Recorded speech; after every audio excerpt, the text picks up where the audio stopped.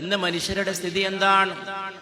ഒരാൾക്ക് മറ്റൊരാളെ കാണാൻ സാധിക്കാത്ത വിധം ശത്രുതയുടെ കൂറ്റൻ മതിലുകൾ ഉയർന്നു വരുന്നു. കൂറ്റൻ മതിലുകൾ. ഒരാൾക്കും മറ്റൊരാളെ കണ്ടുകൂടാൻ കഴിയാത്ത വിധം, ഒരു വ്യക്തിക്കൊരു വ്യക്തിയെ, ഒരു കുടുംബത്തിനൊരു കുടുംബത്തെ, ഒരു സമൂഹത്തിനൊരു സമൂഹത്തെ, ഒരു സമുദായത്തിനൊരു സമുദായത്തെ, ഒരു രാജ്യത്തിന് മറ്റൊരു രാജ്യത്തെ, ഒരു സംസ്കാരത്തിന് മറ്റൊരു സംസ്കാരത്തോട് വെറുപ്പും വൈരവും വിദ്വേഷവും ലോകത്ത് വളരുമ്പോൾ, ബുനയ്യ, എന്റെ പൊന്നുമോനെ അനസെ, അനസിനോട് പറയുകയാണ്. അനസ് പരിശുദ്ധ റസൂലിന്റെ മകനല്ല എന്ന് നമുക്കറിയാം.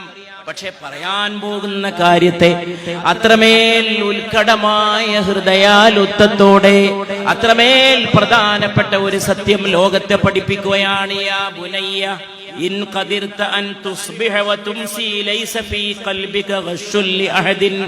എന്റെ പൊന്നുമോനെ അനസേ, നേരം പുലരുമ്പോഴും വൈകുന്നേരമാകുമ്പോഴും ഒരാളോടും വെറുപ്പില്ലാതെ ജീവിക്കാൻ നിനക്ക് കഴിയുമെങ്കിൽ,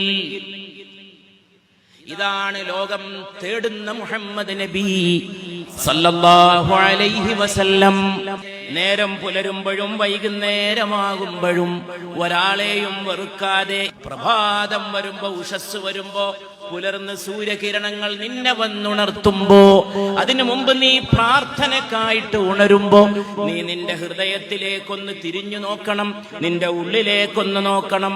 ആരോടെങ്കിലും വെറുപ്പുണ്ടോ എന്ന്?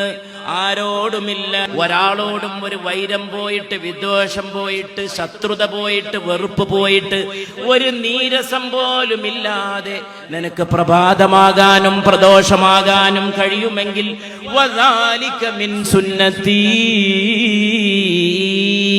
അതാണ് എന്റെ പൊന്നുമോനെ അനസേ എന്റെ മാർഗം. അങ്ങനെ നിനക്കാകാൻ കഴിയുമോ? വമൻ അഹ്യാ സുന്നത്തി, എന്റെ സുന്നത്തിനെ ജീവിപ്പിച്ചവനാരോ, ഫഖദ് അഹബ്ബനി, എന്നെ സ്നേഹിച്ചിരിക്കുന്നു. വമൻ അഹബ്ബനി, എന്നെ സ്നേഹിച്ചവനോ കാന മഈ ഫിൽ ജന്ന, എന്നോടൊപ്പം സ്വർഗ്ഗത്തിലായിരിക്കുമെന്ന് പുണ്യ റസൂൽ സല്ലല്ലാഹു അലൈഹി വസല്ലം.